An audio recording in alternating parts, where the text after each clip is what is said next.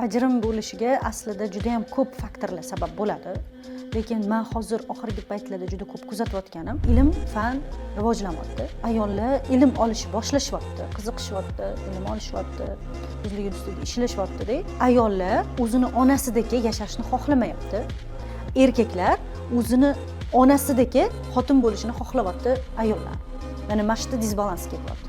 Ya'ni bundan 10-20 yil oldingi oilani tuzumi hozirgi zamonaviy erkaklarni qoniqtiryapti. Ular aytyapti, shunaqa bo'versin deyapti. Men shunaqa ko'rib katta bo'lganman. Onam, otamni mana shunaqa xizmatini qilardi, chizgan chizig'idan chiqmasdi. Hammani xizmatini qilardi, u bo'lardi, bu bo'lardi, oilamizda shunaqa bo'lardi. Men xotinim ham shunaqa bo'lishini xohlayapman deyapti. Ayol kishi aytyapti, yo'q, men onam yashagandek yashagim kelmayapti deyapti. Men o'zim uchun yashagim kelyapti, bolalarim uchun yashagim kelyapti deyapti. Va bu yerda kutuvlar to'qnashuvi bo'lyapti. Bu taraf kutayotgani bilan bu taraf kutayotgani bir-biriga to'g'ri kelmayapti.